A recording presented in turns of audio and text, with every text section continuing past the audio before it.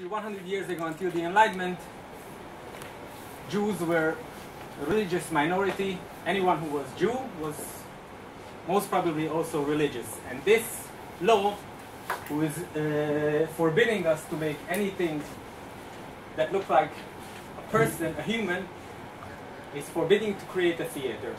So even though in Greek or in Western Europe started a theater 3,000 years ago, the Hebrew theater is younger than a century. Not so long ago, in 1980, a group called Habima, the stage, was formed and played in Hebrew. Now let me ask you a question right now at the beginning. What do you think? The first Hebrew-speaking Jewish theater, in which city was it formed? Any guess? Any guess could count. Go ahead. Jerusalem? Jerusalem. New York City. New York City. Almost. No, something close. Iran. Yeah. No, not in Budapest. But it's getting warmer. Oh, it's getting warmer. Actually, it happened in Russia, in Moscow, in Moscow's art theater.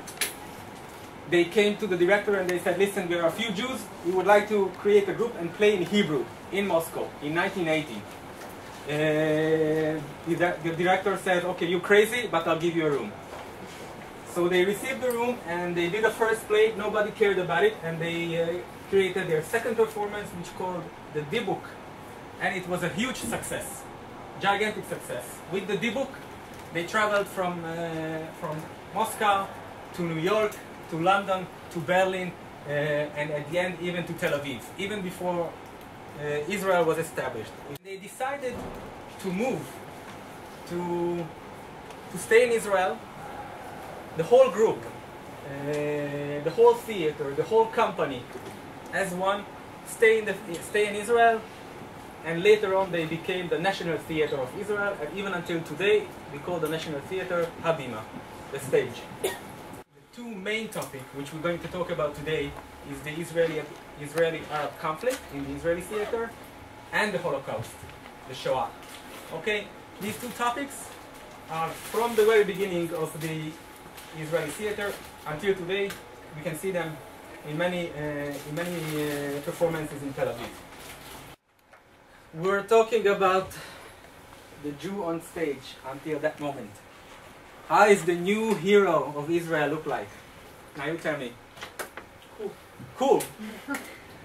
Tall, unbuttoned shirt, no kippah, strong, hairy chest. What else do you want? This is the moment where the new Israeli hero is born. This is really, there are not too many times in even the history of art when you can say, okay, from this painting it's Cubism, and it's also the same in the theater. But from this production, the new Israeli hero is born. This is why the success is so big. People want to see themselves as strong, young, handsome, beautiful Israelis. We are only 3 years after the Holocaust, don't forget. People who came to Israel after the Holocaust look like completely different. Okay?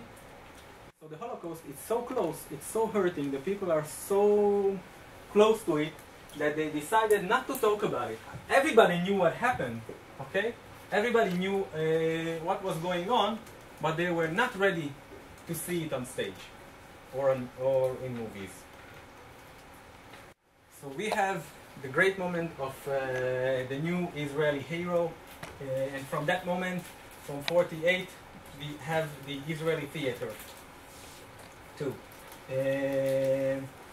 You can see how close is the Israeli reality, the society, how close to live to the theater, how close, how relevant the story which are on the stage to the daily life. Okay, they can see the same thing, but they can see outside of the theater. I give you another example before we move on. Soon after this production, Habima, the National Theatre, staged a play which called On the Plains of the Negev, Be'aravot HaNegev. a play based on a situation during the War of Independence in which the fighter must decide whether or not to desert the kibbutz under the attack of the Arabs. Outside the theater, outside the auditorium, real soldiers came and demonstrated against what they claimed to be a false portrait on stage, stating that that wasn't the way things happened. Now, it's funny, of course, it's theater. It's not reality. But since it was so close, since it was the thin red line between them was so thin that the people were ready to come to the theater and said, listen, it's not true. It's not what happened. I was there. I was in that kibbutz. I was in the army in the same day. And it was a few months before. After between 48 and 56, we have some time. Okay, we have a new, we have a new country. We have a new state. We have a new hero. On what we are going to focus, what we are going to deal with, what's going to be the next big topic for the Israeli theater. And right away, you achieving the big goal, what happens usually? You divide yourself. Okay, once you're in power, everybody wants to a different kind of leadership. So the Israeli theater will start to focus on the differences. Jews from 70 countries arriving to Israel in those years. 70 different countries, different cultures. It's crazy. They are really not the same. So playwrights, like a Hungarian-born Ephraim Kishon, writes a play, Salah Shabati, which has a famous scene when a newcomer arriving to the Israeli shore, to the beach, and the minute he steps on the beach, he turns around and starts to delegate the others who are not on the beach and saying, okay, you're not Israeli, I am, because I arrived 2 minutes ago, so I tell you what to do now. In 67, the 6-Day War happened. In 6 days, the Israeli army is demolishing the armies around Israel, occupying territories, making his territory bigger, and something else happens also. The most famous Israeli playwrights start to write. Hanoch Levin, until today he's the most famous Israeli playwright. His work was translated more than 20 languages, I think 27 languages, even into Hungarian, some of them. Life as You Know It, Az Élet Mint Olyan, that was the production which went on in Pesti Theater, and maybe it's still on, I don't know. Or Jacobi and Leidenthal went in another theater. So even in Hungary you can see Hanoch Levin play. After this big win of the 6-Day War, the Israeli society having a hard time to receive any criticism, okay? It's like you decide in one day in Hungary that you occupied Romania, Poland, Austria, Slovenia, Slovakia, and in 6 days you're successful. So your ego is so big, you're so sure in yourself that the Israeli society weren't ready to receive any criticism during those days, and this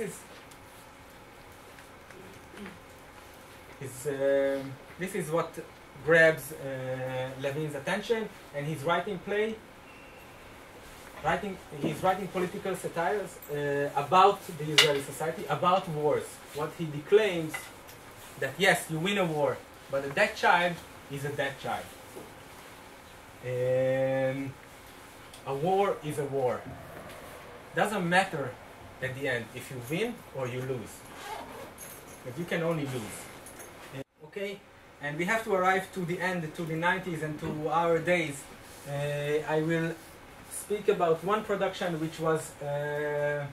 which shocked the Israeli community in 1991 in Akko, which is a small mixed town in North Israel, Arabs and Jews living together, and they have the biggest fringe theater festival scenes the 80s, since 80.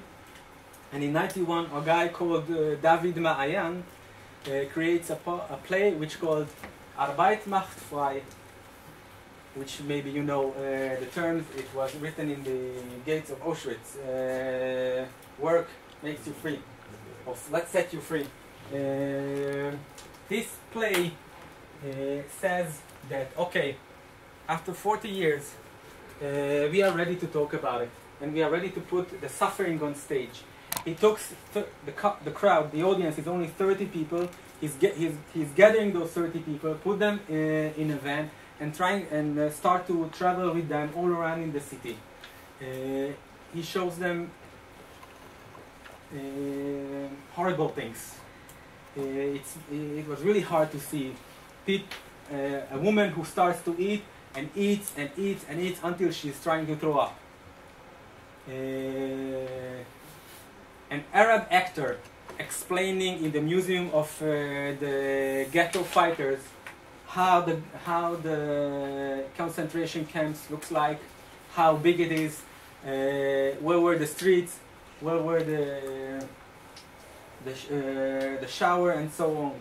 So this simple play changes the whole attitude towards the Holocaust.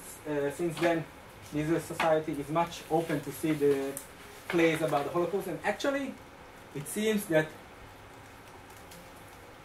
we success to digest the problem. Okay, there are not so many Holocaust plays in Israel like it was before.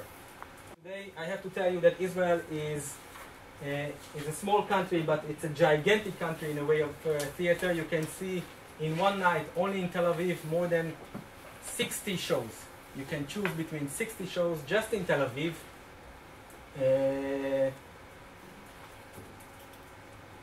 Israel is somewhere between the second and the third place according to how the percentage of the society goes to theater.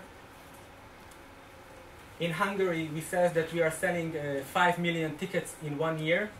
The Habima, the National Theatre of Israel, sells only, according to his late papers, only that one theater, 6 million tickets a year. So still, Israel likes theater, wants to go to theater. Israel is you can say that Israel has a boring or not so developed or I don't know, not high quality theater, but it's a very daring theater. It's a very colorful theater. It's not afraid from anything. He puts on stage everything, the bad things, much more than the good things. And that's why I love Israeli theater. Thank you very much.